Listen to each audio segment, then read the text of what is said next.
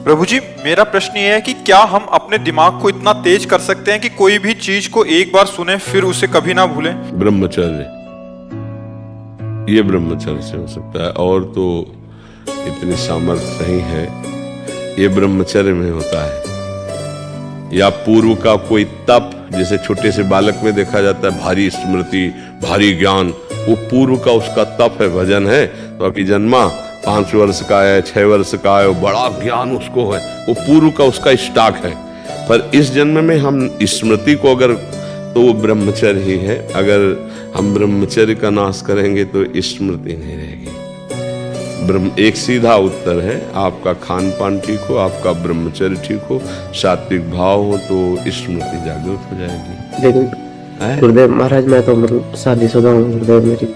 तो ब्रह्मचर्य धर्म पूर्वक गृहस्थी में भी तो रहा जाता है। शादीशुदा का मतलब बेविचारी थोड़ी होता है। देखो, जो शास्त्रीय पद्धति है तो संतानोत्पत्ति के लिए आदेश है, उसको नियम पूर्वक अगर निर्वाह किया जाए तो एक पत्नी व्रत रखने वाला, धर्म से चलने वाला, और वैसे शास्त्रीय पद्धति प्रत्येक मासिक धर्म के बाद, जो 10 दिन के बाद संतानोत्पत्ति के निमित्त समस्त देवताओं और भगवान को नमस्कार करके वो गृहस्थ ब्रह्मचारी, तो उसमें स्मृति की, देखो स्मृति का नाश एक काम ही कर देता है।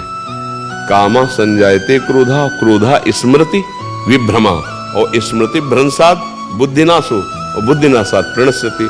तो अगर हमारा निष्काम भाव हो तो हम स्मृति वाले बने, तो गृहस्थी कोई निंदनीय थोड़ी है, कोई निंदनीय नहीं। देखो, हम जब शास्त्रों में पढ़ते हैं तो गृहस्थ जनों ने, जिनके बड़े बड़े धर्मात्मा संतानें हुई, उनकी बात, काफी दिनों तक ब्रह्मचर्य रह करके संयम से फिर गर्भाधान हुआ और फिर ब्रह्मचर्य से रहे, तो उनकी संतानें बड़ी प्रज्ञावान, बड़ी विवेकवान धर्म।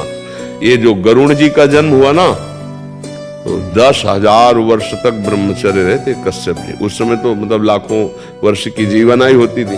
10,000 वर्ष तक ब्रह्मचर्य रह करके, और जब विनता जी के गर्भ में, तो फिर उनसे भगवान गरुण जी का प्रादुर्भाव, महाबली गरुण जी, और एक छोटे बड़े पुत्र अरुण जी, वो सूर्य भगवान के सारथी बने। कई हमने ऐसे ब्रह्मचर्य रहकर नाम जप करते हुए धर्म से चले, और फिर संतान, तो उससे फिर अब पशुवत आचरण तो कहीं आदेश नहीं किया गया है। गृहस्थी में भी अगर जैसे मानो 20-22 वर्ष तक ब्रह्मचारी रहा, फिर गृहस्थी में गया तो परिपक्व फसल है। जैसे गेहूं गलेथ में हो, काट ले तो एक दाना नहीं मिलेगा, और परिपक्व फसल हो जाए तो कुंतलों अनाज सालों खाते रहो, ऐसा अनाज पैदा हो जाए। तो ऐसे वीर भी परिपक्व होता है, ब्रह्मचर्य भी। जैसे 20 से 25 वर्ष तक बिल्कुल ब्रह्मचर्य रहे बाल्यावस्था से, फिर गृहस्थ में जाए तो परिपक्व फसल है, संतान उत्पत्ति, फिर संयम से जीवन, तो वो महात्मा ही है, वो ब्रह्मचारी भी है। एक पत्नी व्रत धर्म पूर्वक चलने वाला, वो बेविचारी नहीं कहा जाता। वो गृहस्थ कोई निंदनीय नहीं, वो बंदनीय है। अब हम लोग पैदा कहाँ हुए? गृहस्थों से ही तो ये ना।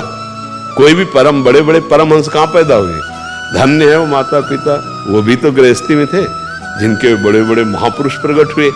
तो क्या गृहस्थी कोई निंदनीय बात थोड़ी है?